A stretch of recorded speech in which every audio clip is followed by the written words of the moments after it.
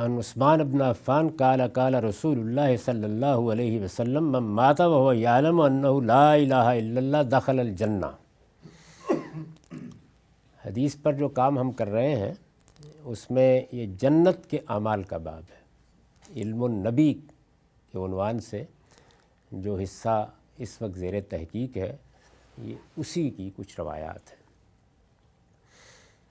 ترجمہ یہ ہے کہ عثمان بن عفان رضی اللہ عنہ بیان کرتے ہیں کہ رسول اللہ صلی اللہ علیہ وسلم نے فرمایا، جس شخص کی موت اس حالت میں آئے کہ وہ جانتا ہو کہ اللہ کے سوا کوئی الہ نہیں ہے، وہ جنت میں داخل ہوگا۔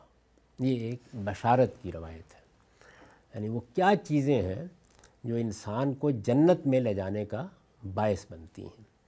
تو اس میں ایک بنیادی بات یہ فرمائی کہ انسان پورے شعور کے ساتھ یہ سمجھ لے کہ اس کا پروردگار، اس کا خالق تنہا وہی ہے جو زمین و آسمان کا خالق ہے۔ ادنا درجے میں بھی کوئی شائبہ شرک اس کے علم یا اس کے ایمان میں باقی نہ رہے۔ یہ بنیاد ہے اس چیز کی۔ یہ کیوں فرمایا؟ قرآن مجید میں بھی یہی بات بیان ہوئی ہے۔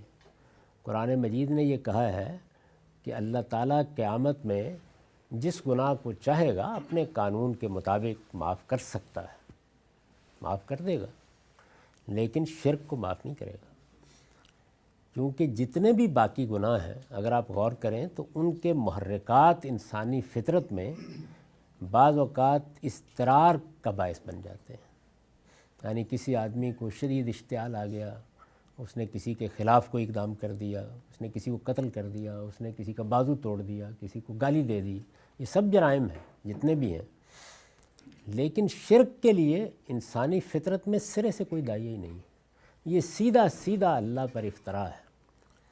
اس لیے کسی عارف نے یہ کہا ہے کہ یہ بے لذت گناہ ہے، یعنی گناہ ہیں جن میں کچھ نہ کچھ انسان کو حاصل ہو جاتا ہے، اس میں کیا حاصل ہوتا ہے؟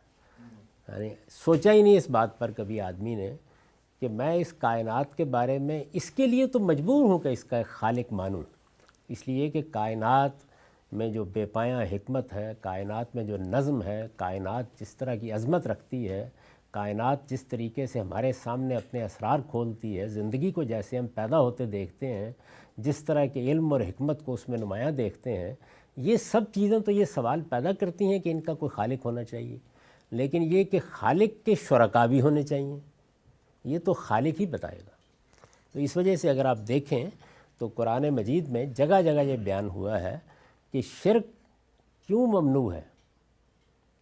وَأَن تُشْرِكُوا بِاللَّهِ مَا لَمْ يُنَزِّلْ لَهُ سُلْطَانًا، یعنی جس کے حق میں سرے سے کوئی دلیل اللہ نے اتاری نہیں،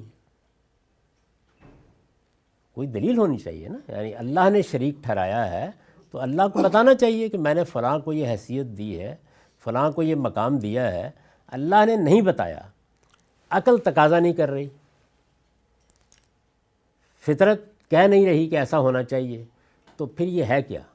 تو اس لیے جگہ جگہ کہا ہے کہ یہ افطرا علی اللہ ہے، اللہ پر جھوٹ باندھنا ہے، تو اس لیے یہ بہت بڑا جرم بن گیا۔ یعنی انسان کس بنیاد پر شرک سے متعلق عذر معذرت پیش کرے گا؟ بنیاد کیا ہے؟ یعنی مجھے اشتعال آ گیا تھا، میرے اندر جنسی ہیجان پیدا ہو گیا تھا، میں بدکاری کا ارتکاب کر بیٹھا ہوں، میرے اندر مال کی ہوس تھی، میں بھوکا تھا، یا مجھے ویسے ہی کوئی چیز چاہیے تھی، میں نے کسی کا گھر توڑ دیا تھا، کیا کہے گا اسی جواب میں؟ ان سب چیزوں کے لیے تو کوئی آپ عذر پیش کرنے کی جسارت کر سکتے ہیں، قبول ہو یا نہ ہو ایک الگ بات ہے، لیکن اس کے لیے کیا ہے؟ یہ تو سری جھوٹ ہے جو اللہ پر باندھ دیا گیا ہے اور اپنی طرف سے کہہ دیا گیا ہے کہ اللہ تعالیٰ نے فلاں کو فلاں حیثیت دی ہے، فلاں کو فلاں مقام دیا ہے۔ اس وجہ سے یہ توجہ دلانی پڑتی ہے کہ یہ بہت بڑا جرم ہے۔ اب اس جرم سے انسان نے اپنے آپ کو پاک کر لیا، یہاں جو بات بیان ہوئی ہے حدیث میں وہ یہ ہے، پاک کر لیا، یعنی اس نے دل کی گہرائیوں سے اس بات کو مان لیا کہ میرا ایک ہی پروردگار ہے، وہی اس کائنات کا خالق ہے، وہی بادشاہ ہے۔ وہ جو سورہ ناس میں ہم کہتے ہیں نا، قُلْ اعوذ برب الناس ملک الناس الہ الناس، بادشاہ وہی ہے، معبود وہی ہے، خالق وہی ہے۔ اس کا ایک لازمی نتیجہ ہے جو اس روایت میں بیان کرنے کی ضرورت نہیں ہے، اس لیے کہ وہ بدیہی ہے، ایسا شخص جو اس درجے میں توحید کو مانتا ہو وہ خدا کے مقابلے میں سرکش نہیں ہو سکتا، گناہ کر سکتا ہے، غلطی کر سکتا ہے، سرکش نہیں ہو سکتا۔ اس کا معاملہ وہی ہوگا جو قرآن مجید نے سورہ نساء میں بیان کیا ہے کہ جو لوگ کسی موقع کے اوپر جذبات سے مغلوب ہو کے، یعنی انسان کے اندر بہت سی چیزیں ہیں نا، بہت سے داعیات ہیں، ان سے مغلوب ہو کے گناہ کا ارتکاب کر بیٹھتے ہیں، بڑے سے بڑے گناہ کا، ثم یتوبون من قریب، فوراً اپنے رب سے توبہ استغفار کرنے لگ جاتے ہیں۔ تو اصل میں یہ ندامت، یہ استغفار، یہ خدا کی طرف فوری رجوع، یہ معافی کی طلب، یہ ممکن نہیں ہے کہ توحید پر سچے ایمان کے ساتھ ختم ہو جائے۔ لوگوں نے اس کا مطلب یہ سمجھ لیا کہ یہ اصل میں لا الہ الا اللہ کا ورد کر دینا ہے۔ ہوا یعلم انہ لا الہ الا اللہ، وہ جانتا ہے کہ اس کائنات میں پورے شعور کے ساتھ جانتا ہے کوئی معبود نہیں۔ یہ جب چیز پیدا ہو جاتی ہے تو اس کا لازمی نتیجہ یہ نکلتا ہے کہ پھر اس کا امکان ہی باقی نہیں رہتا کہ کوئی آدمی اللہ کے مقابلے میں سرکشی اختیار کرے گا۔ جب سرکشی اختیار نہیں کرے گا تو گناہ ہوگا، توبہ کرے گا، رجوع کرے گا، لوٹے گا، اپنے پروردگار کی بارگاہ میں حاضر ہو جائے گا، لازماً ہوگا۔ اس کو اس پر قیاس نہ کیجیے گا کہ سارے مسلمان یہ مانتے ہیں، نہیں، وہ پورے شعور کے ساتھ مانتے ہی نہیں، انہیں اس کا احساس ہی نہیں ہوتا۔ وہ تو کلمہ اسی طرح پڑھتے ہیں جس طریقے سے والدین نے ایک منتر ہے جو سکھا دیا ہے، وہ ان کے شعور میں نہیں اترتا۔ تو شعور میں جب اترتا ہے تو اس کا مطلب یہ ہے کہ اس نے یہ مان لیا کہ میں ایک بندہ ہوں، میرا ایک خالق ہے، وہی میرا معبود ہے، اس کی بادشاہی میں میں رہ رہا ہوں، قیامت میں تنہا اسی کی بادشاہی قائم ہو جائے گی، مجھے اسی سے ملاقات کرنی ہے، وہ تنہا معبود ہے، وہی مالک ہے، کوئی وہاں کھڑا ہو کے مجھے بچا نہیں سکے گا۔ یہ ہے اصل میں لا الہ الا اللہ کی حقیقت کا علم۔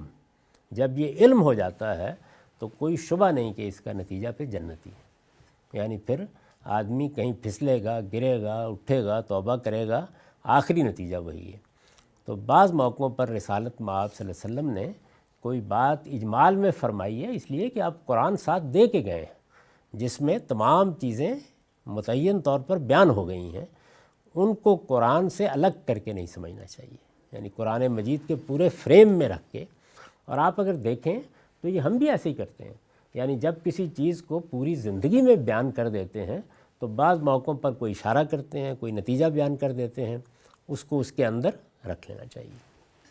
اس لیے میں نے اس پر مزید ایک نوٹ لکھا ہے کہ یہی بشارت قرآن میں بھی دی گئی ہے۔ چنانچہ سورہ نساء کی آیت 48 میں فرمایا ہے، ان اللہ لا یغفر ان یشرک بہ ویغفر ما دون ذلک لمن یشاء، اللہ اس بات کو نہیں بخشے گا کہ جانتے بوجھتے کسی کو اس کا شریک ٹھہرایا جائے، اس کے نیچے البتہ جس کے لیے جو گناہ چاہے گا اپنے قانون کے مطابق بخش دے گا، یعنی وہ بھی کسی قاعدے ضابطے کے مطابق ہوں گے، لیکن وہاں بخشش کا امکان ہے۔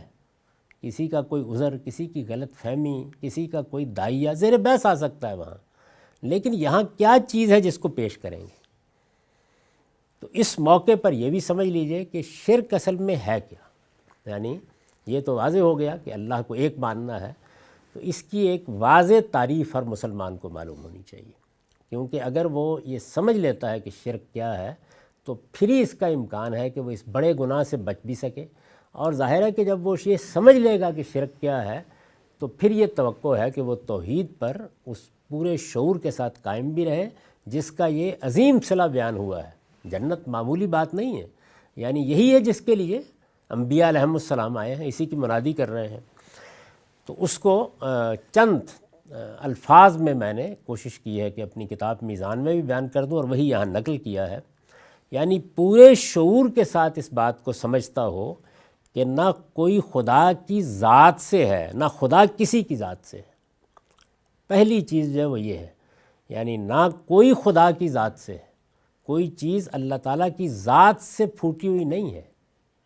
جیسے مسیحیوں نے سیدنا مسیح علیہ السلام کو خدا کا جسدی ظہور مان لیا، ہمارے صوفیوں نے پوری کائنات کو خدا کا جسدی ظہور کہہ دیا۔ یہ خدا کی ذات سے کسی کو قرار دینا ہے۔ اور نہ خدا کسی کی ذات سے، یعنی یہ دوسری تو بالکل ہی بدیہی بات ہے۔ جب وہ اس کائنات کا خالق ہے اور وہی اول و آخر ہے تو وہ کسی چیز سے صادر نہیں ہوا، اور نہ خلق میں یا مخلوقات کی تدبیر امور میں کسی کا کوئی حصہ ہے۔ دوسری چیز کیا ہے؟ الا لہ الخلق والامر، یعنی نہ خلق میں، تخلیق کے عمل میں کسی کا کوئی حصہ ہے، اور نہ اس کائنات کا نظم چلانے میں کوئی شریک ہے۔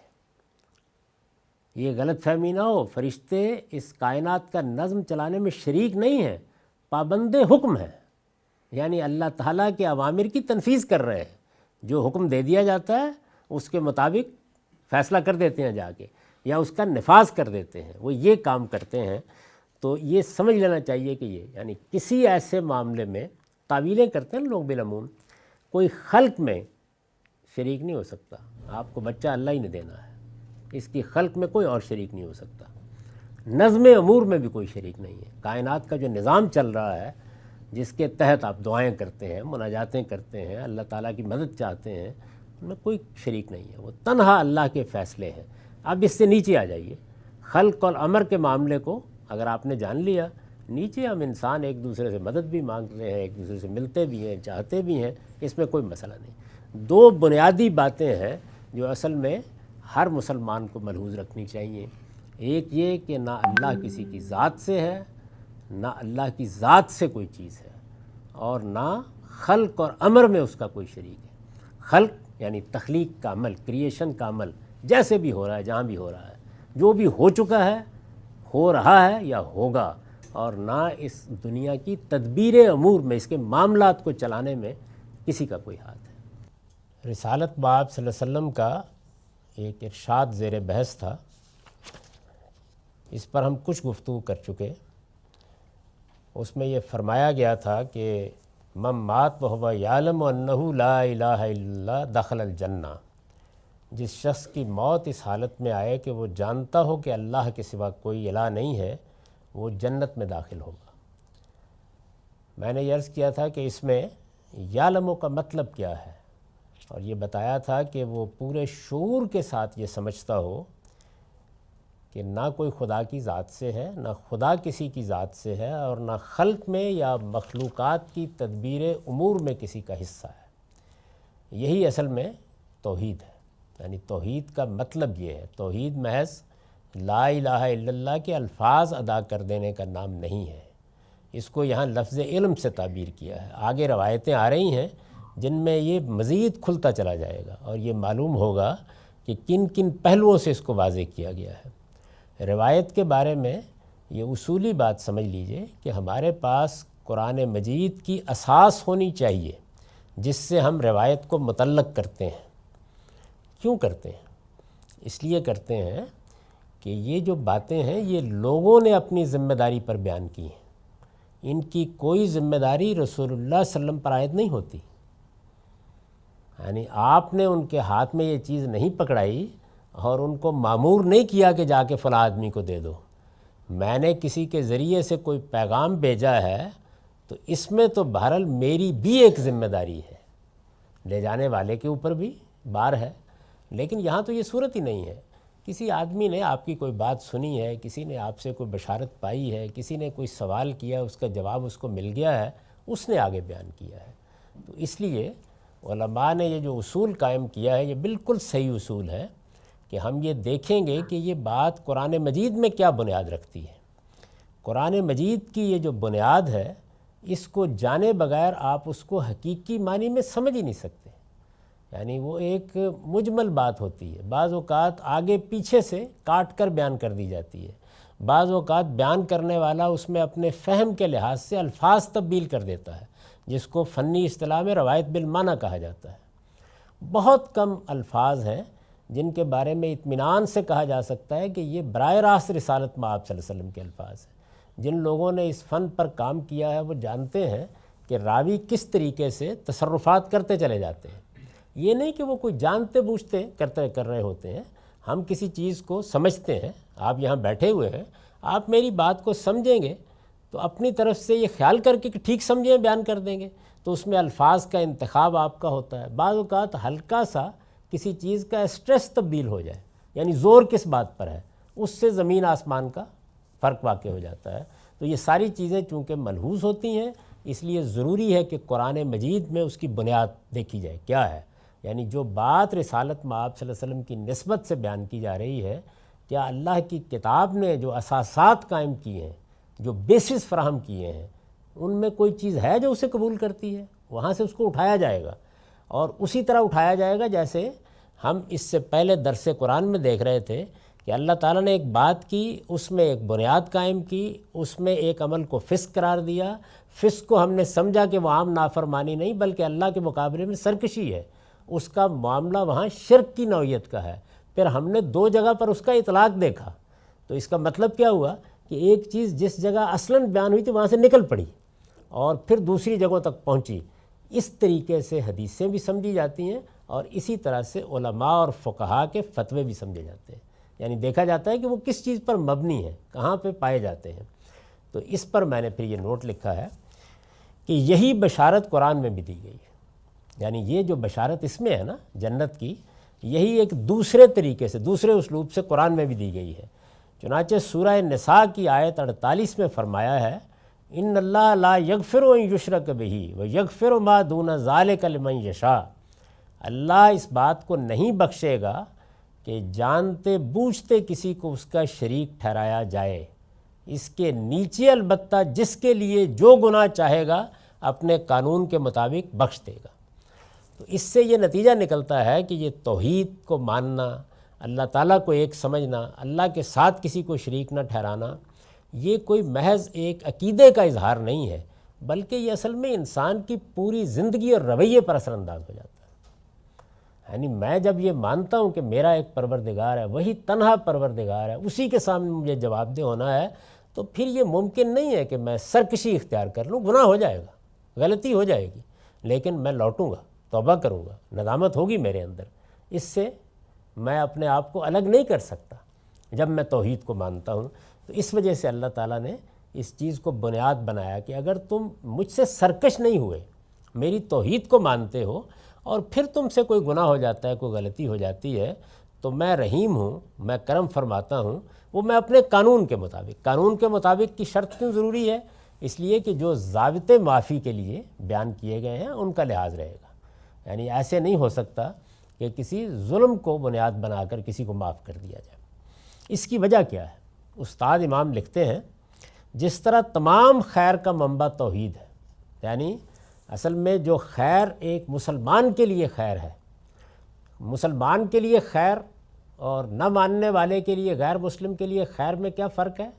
مسلمان خیر کو دنیا اور آخرت دونوں سے متعلق کر کے خیر کا تصور قائم کرتا ہے، یعنی جس طرح میں ایک انسان ہوں اور انسان کی حیثیت سے بھی میرے اندر خیر کا ایک شعور دیا گیا ہے، میری فطرت میں وہ دوسرے انسانوں سے متعلق ہو کر ظہور پذیر ہوتا ہے۔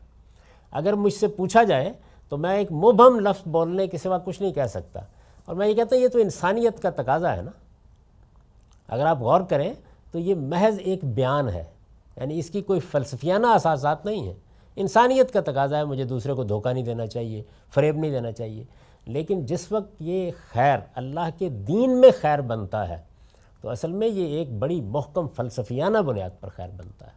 پھر اس کی بنیاد کیا ہے کہ میرا پروردگار سراسر خیر ہے، وہ سراپا عدل ہے، مجھے اس نے وجود بخشا ہے، ارادہ اختیار اس کا دیا ہوا ہے، میں اس دنیا کے اندر محض انسان نہیں ہوں بلکہ میں عبد کی حیثیت سے کھڑا ہوں، میں بندہ ہوں، اور میرے پروردگار میں یہ جو عبد اور معبود کا تعلق ہے اس کو دنیا میں بھی ظہور پذیر ہونا ہے اور اس کے نتائج میری اگلی زندگی میں بھی نکلنے ہیں۔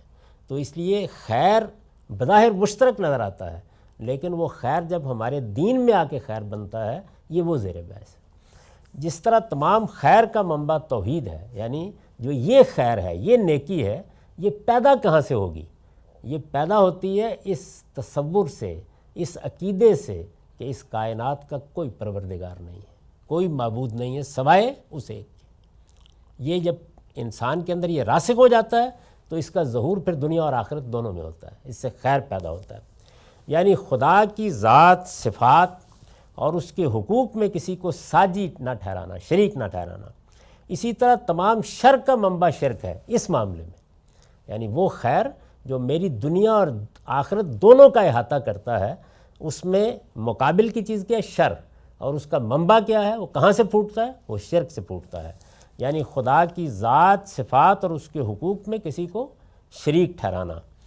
توحید پر قائم رہتے ہوئے، اب یہ ایک مذہبی آدمی، ایک مسلمان، توحید پر قائم رہتے ہوئے انسان اگر کوئی ٹھوکر کھاتا ہے، غلطی کرتا ہے، گناہ کرتا ہے، تو وہ غلبہ نفس و جذبات سے اتفاقی ہوتی ہے، یعنی نفس کے اندر جو برائی کے دائیات رکھے ہیں وہ کسی وقت غلبہ پا لیتے ہیں۔ اچھا، اسی طرح جذبات کا غلبہ ہو جاتا ہے۔ اس کو قرآن مجید نے بیان کیا ہے، ایک تعبیر ہے بڑی خوبصورت، یعملون السوء بجہالہ۔ یہ جہالہ یہاں اس معاملے میں استعمال نہیں جیسے ہم جہالت بولتے ہیں، یعنی جذبات کا غلبہ ہو گیا، آگے پیچھے کی خبر نہیں رہی، یہ ایسی کیفیت طاری ہو گئی کسی چیز کی رغبت میں، وہ انسان کے اندر جنس کا داعیہ بھی ہے، وہ انسان میں مفادات کی محبت بھی ہے، وہ کسی کے موقع کے اوپر کوئی خاص خواہش ہے جو انسان کو اسیر کر لیتی ہے، تو یہ غلبہ نفس و جذبات ہے، یہ اتفاقی ہوتا ہے۔ یہ نہیں ہوتا کہ وہ اپنی غلطی کو اوڑھنا بچھونا بنا لے، اس وجہ سے وہ گرنے کے بعد لازماً اٹھتا ہے۔ برعکس اس کے شرک کے ساتھ اگر کسی سے کوئی نیکی ہوتی ہے تو وہ اتفاقی ہوتی ہے۔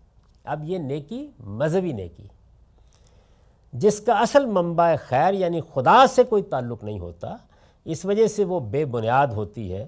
مشرک خدا سے کٹ جانے کی وجہ سے لازماً اپنی باغ نفس اور شیطان کے ہاتھ میں دے دیتا ہے، اس وجہ سے وہ درجہ بدرجہ صراط مستقیم سے، سیدھی راہ سے اتنا دور ہو جاتا ہے کہ اس کے لیے خدا کی طرف لوٹنے کا کوئی امکان ہی باقی نہیں رہ جاتا، تاں آ کے وہ شرک سے توبہ کرے۔ اس وجہ سے خدا کے ہاں شرک کی معافی نہیں ہے۔ البتہ توحید کے ساتھ اگر کسی سے گناہ ہو جائیں تو اللہ تعالیٰ جس کے لیے چاہے گا معاف فرما دے گا۔ یہ ہے بنیاد۔ یہ بنیاد بہت اچھی طرح سمجھنی چاہیے، اس لیے کہ آگے جو روایتیں آ رہی ہیں ان میں یہی مضمون مختلف پہلوؤں سے آئے گا۔ اس میں جو ہمیں فلسفیانہ بنیاد سمجھانے کی کوشش کی گئی ہے وہ یہ ہے کہ جب ہم دین میں خیر اختیار کرنا چاہتے ہیں، یعنی اللہ تعالیٰ کے حوالے سے خیر اختیار کرنا چاہتے ہیں، تو اس کی بنیاد توحید ہے، اور جب ہم اللہ تعالیٰ کے حوالے سے شر کی طرف جائیں گے تو اس کی بنیاد کیا ہوگی؟ شرک۔ اس کو اور بھی زیادہ تفصیل سے سمجھنے کی ضرورت ہے تاکہ دین کے پورے فلسفے پر نگاہ ہو جائے۔ یہ بات ہے جو رسالت مآب صلی اللہ علیہ وسلم نے یہاں بتائی ہے ہمیں اور سمجھائی ہے۔ یہ محض ایک سادہ بشارت نہیں ہے بلکہ بڑی گہری بات ہے، اس پر اصل میں پورے دین اور دین کے احکام اور شریعت کی تمام فروع کا انحصار ہے۔ وآخر دعوانا الحمدللہ۔